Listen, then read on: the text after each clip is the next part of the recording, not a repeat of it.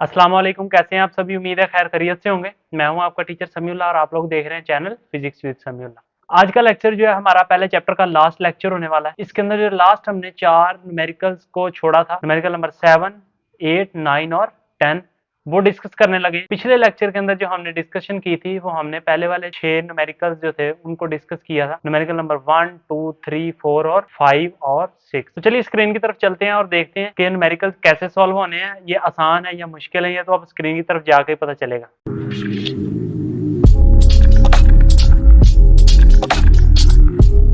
पहला न्यूमेरिकल है जी हमारे पास, a screw gauge has a 50 divisions.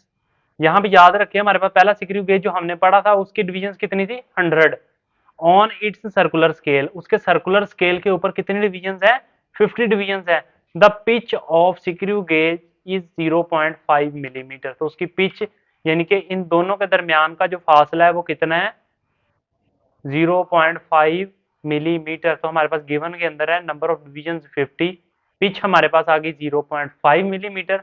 हमने फाइंड क्या करना है? What is least count. इसका लीस्ट काउंट हमने फाइंड करना है।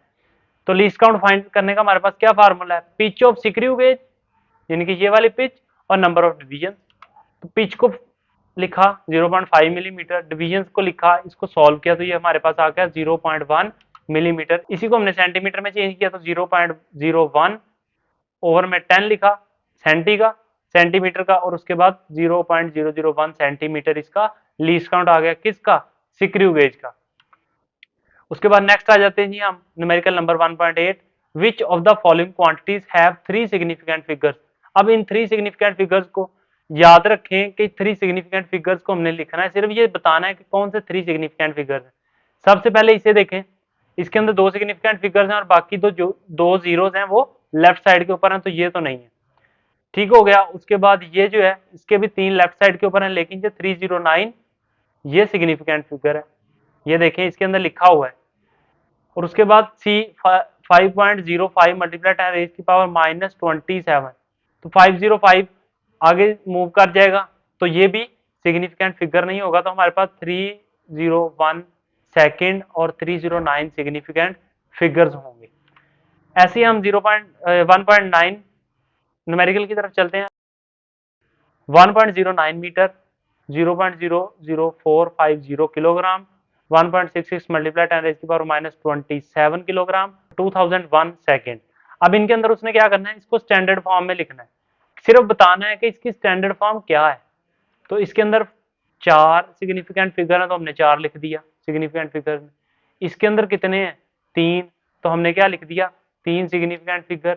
और इसी तरह इसके अंदर भी 3 है तो 3 लिख दिया। ये तो बाकी पिछले जीरोज है ना साइड वाले, तो ये क्या हमने यहाँ पे 3 लिख दिया और इसके अंदर 4 है तो ऐसे ही 4 लिख दिया।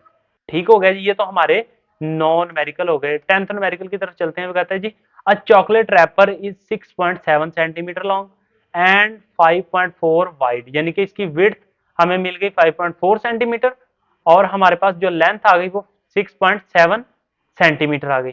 Calculate the area. अब एरिया का फार्मूला क्या होता है? Length cross width, length multiply width. हमारे पास गिवन क्या है? Length of wrapper 6.7 centimetre, width of the wrapper 5.4 centimetre, और एरिया माने मालूम करना है। किसका?